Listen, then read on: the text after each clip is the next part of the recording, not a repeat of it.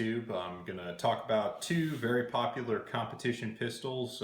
You'll see them in pretty much any IDPA or USPSA match, and you'll see lots of them depending on the flavor of the game. It'll depend which one you see more. I've got the Glock 34 and the CZ SP01. This particular SP01 happens to be a Shadow custom, but I'm going to let it just kind of be a analog for the whole range of the pistols. So I've already done a video review of a Glock 17 and I believe most recently my Accu Shadow, so I'm not going to really dive too deep into the actual specifics about it, but a competition gun is somewhat a personal choice. In fact, it's very much a personal choice. If you're going to pursue the game seriously, then you're going to spend a lot of time with the pistol in your hand. So the things that are important for a home defense gun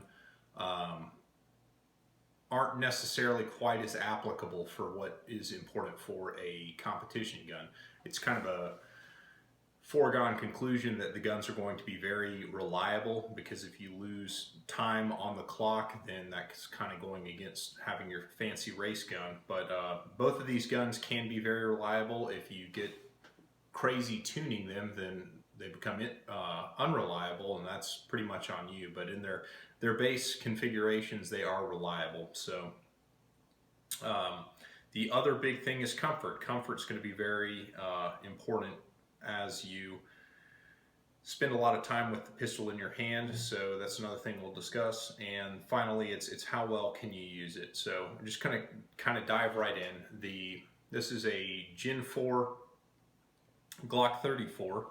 It's going to come with the 3 back straps and 3 magazines. The sights that it's going to come with are trash. It's an adjustable rear and a fixed front with the U-dot sight picture that Glocks have. So you can throw those straight in the trash and send Dave Dawson your money for some nice competition sights. The SP01, depending on which variant you get, is going to either have night sights or fiber sights. The baseline shadows will come with fiber sights, so you're good there. And as far as values are concerned, these generally street on a good price at about $650. The Glocks are. The CZ SP01s are about $620 for the baseline. If you can find a Shadow, they're typically about $880 to $900 in early 2017. And if you go with the CZ Custom Shop or Automatic Accuracy for the tuned versions, the price goes up to about $1,300 to $1,500 depending on which feature set you go for. But as far as recoil characteristics go with the gun in hand, both of these have very little muzzle climb. We'll get into we'll do the slow-mo kind of side by side, and you can see the recoil impulse in my hands. And to qualify that, I'm currently an A-class production shooter. And you know, I understand how to grip a pistol, I understand stance, but you can see that there's not a tremendous amount of difference between the two. The Glock muzzle climb in my hands was a little bit less than actually the CZ, which is surprising. The CZ would settle down faster in recoil, and the trigger makes it a little bit easier for me to get hits rapidly, and it makes it easier for me to hit targets at range. As far as mechanical accuracy is concerned, both of these pistols are exceptionally accurate, more accurate than probably you will be. If you threw them in a ransom rest, I would guess maybe the CZ was slightly more accurate, but not by much. But in the accuracy vein, the Glock 34 has significantly better sight radius. So the reason that's important, and I say it in every one of these videos in case you hadn't seen the other ones, the reason sight radius is important is that as you're pointing at a target, if the sights are slightly misaligned, then the angle at which they're going to be off target is going to be reduced. So downrange, the effects of a bad sight picture are going to be dramatically less as the sight radius gets longer and longer. So this is a 4.6 inch barrel on the CZ versus a 5.25 inch, 5.3 inch I think it is in the Glock. So that contributes to the absolutely immense sight radius. So if I just kind of take that same thing, I mean, you're looking at basically the rear of the hammer on the CZ is what the Glock, more or less, the sight radius is going to be. So I guess a better way to illustrate that would be to line up the front sights Okay, that's clear to my eyes, but you can see that right there. That is a significant advantage to the Glock pistol. The other side is trigger. Trigger manipulation. It does not matter how much sight radius you have if you cannot pull the trigger straight to the rear without pulling the sights off target. The striker versus, and this is where we kind of depart from the realm of home defense, where you don't necessarily go for, you know, what's good enough and most likely to work. You go for what's going to work best in my hands. The sear to hammer engagement on the CZ pistol is going to allow for a very safe trigger pull of about 2 to 3 pounds. It won't affect the ignition either, because the way the mechanism works, for those of you who are not familiar, so the little hammer riding inside the frame there is going to have a hook. There's a little piece that kind of looks like this called a sear. So here's the hook on the hammer interfacing with the sear, and as you pull the trigger, the sear drops the hammer, and that's what causes the hammer to fall and hit the firing pin. So the ignition is not calibrated necessarily by the strength of the spring that powers the hammer or the striker in regard to the striker, but it's the surface, or how tall the hooks are on the hammer and how fine a point you have on the sear. So you can get safe CZ trigger pulls. This one actually breaks right around 2 pounds. To get a 2-pound trigger on a Glock, it's going to mean I'm only shooting federal primers. I'm not shooting any factory ammunition. The way the Glock action works is the trigger pull actually finishes cocking the striker as you pull it to the rear. This has a lightened, this particular instance has a lightened striker spring. It's got a 4.5 pound striker. I think the OEM poundage on the striker spring is 5.5 pounds. So it's significantly less. And on top of that, it's just worn out. It's been my buddy's competition gun. Thanks, Gunner South PAS. I'll put a link to his channel. You should subscribe to him and watch all his match videos. But anyway, he's got a 4.5 pound striker spring in here. And with my reloads, which were loaded with cellular and below primers, I was having light strikes about 1 out of every 20 or 30 rounds, which is a totally unacceptable failure rate, whereas the CZ will light them off no problem. You can get too light on the CZ hammer spring and have the same issue if you chase really low trigger pulls on double action, but the nice thing about the single action trigger is the hammer spring doesn't really influence the pull weight very much. As far as grips are concerned, you've got options. Obviously, I've got the CZ dressed in aftermarket. These are VZ Diamondbacks. I think Desert Sand is the name of the color. The Glock, you're pretty well locked in with what you got right there. I mean, I could scab on the little back straps, which are attached with the cross pin right there, but it's not going to affect the palm swell. It's only going to affect the trigger reach on how far I have to engage the trigger. That all said, both of these guns are safety checked. If you actually look at the pistols, the grips specifically, and forgive me for sighting down the pistols backwards, the CZ tapers as it comes to the top of the grip. The Glock does not, and that's a big gripe I have. If you watch my Glock 17 review, I kind of get into it, but it makes it more difficult to get a good straight to the rear trigger press due to the fact that how you want to naturally grip the pistol is going to make you influence the grip as you pull the trigger and throw shots to the left. So that's a big problem in competition shooting, because a lot of, especially in USPSA, maybe not as big a deal in IDPA, which is why the 34 is probably more prevalent in IDPA, is there's a lot of shooting that takes place between 15 and 25, 30 yards. And some, not all, Glock guys will have an issue hitting at that distance. And in my own testing, I've been off the platform for about 2 years. I did used to run a 34 in competition.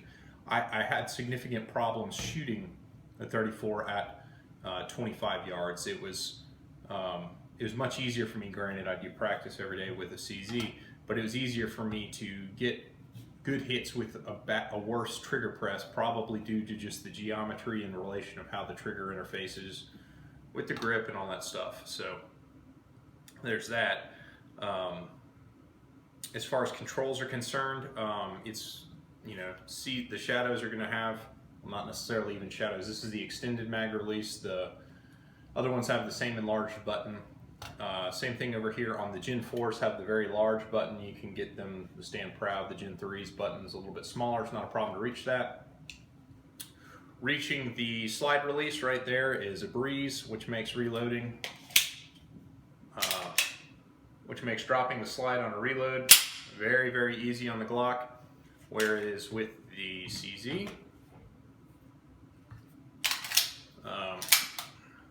I can't quite reach it. So I can't even quite get it. So I end up having to do that with my CZs on the reloads. It's not a big deal. Slide lock reloads are less common in USPSA, which I prefer, and in IDPA they didn't really slow me down that much, but hands down it's easy, it's faster to reload a Glock for probably a couple reasons. The other being that the magazines are polymer coated on the Glock, so they there's less friction as you try and force them into the frame. So a lot of Glock guys can reload pretty quickly. One thing that's really important to kind of touch on here is that both of these are adequate pistols that anybody can shoot well. Shane Coley is the captain of Team Glock, and he is an absolute monster. If he can shoot a Glock 34 like that in production, then there's no reason anybody else can. I personally know a couple master level production shooters who shoot with Glocks, and they outshoot me with my CZ. So it's less important about the tool and more important with who's doing the shooting. So that brings us to the next point. We mentioned competition shooters like to practice a lot. I practice about 20 to 40 minutes, 5 days a week maybe. The Glock trigger guard, which you cannot modify to stay legal for stock service pistol and production division, will rub hideously on your knuckle. It's not so much the fact they relieved it, it's that they didn't carry the relief further forward. So right there where that is, it rubs right there on your knuckle. So when I used to shoot Glocks, I had a huge callus right there. So if you've got a Glock friend who says he shoots a lot, and you look at that area of his strong hand knuckle, if there's not a huge fat callus there, he's not telling the truth. So that will rub, and I spoke with my master level shooter featured in the video. You can see him shooting. I asked him how his Glock knuckle was, and he says it's horrendous. So that's one thing that is kind of a downfall. But as far as actually working on the pistols, should you need to, they're very, very simple to work on. I can take a Glock apart with a 3/32 punch in, I don't know, less than 5 minutes. It takes me a solid 20 minutes or more with about, I don't know, 5 or 6 different tools to armor or strip the CZ to work on something. So from that standpoint, I would give the advantage to the Glock. The CZ is very heavy. Glock is very light. The way that they hold their weight is actually somewhat comparable because there's so much of the slide in front of your hand on the Glock. It's a little nose heavy, but that's honestly the same as this steel dust cover monstrosity. The recoil impulse is much sharper in the Glock, as you can imagine. That's not to say it's more, because it's the same ammo causing it. So there's that. The parts breakages in a year of shooting a Glock, I didn't have any parts break. I've broken a slide stop in my CZs, and I've broken a couple trigger return springs. Trigger return springs are something that just wear out with use. It's kind of one of the demons of a double single pistol, but you kind of know what you're getting into and you learn how to change those out. So that's not that big a deal, but it's there. So kind of the biggest and most important thing about picking a competition gun is picking one that you like.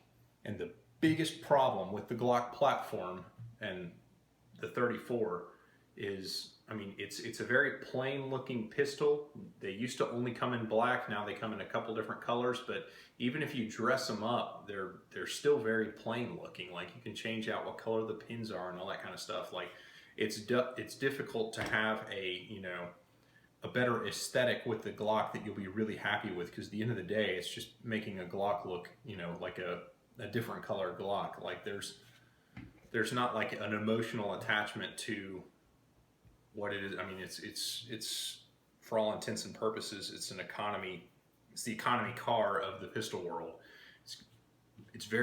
It works, it does exactly what it's supposed to do, and it's a very cost effective platform, and as a result, you know, there are compromises there. Whereas with, you know, the CZ, I can change out the grips, do whatever I kind of want there. It's only available in black as well. But there's just, I don't know, something about a double single gun. There's a lot more little fiddly bits going on in there, so you can really kind of go nuts on your trigger job if you care to. It's just, for me, there's more of an emotional attachment to something like this versus just kind of something like this, which is why I don't have a Glock 34 anymore, and I do have several CZs. But that's probably the most important thing in informing a pistol decision. I don't think either one is necessarily better. It's really important that your competition gun be a gun that you like. And if you don't like it, find one that you do, because you're gonna spend a lot of time with it.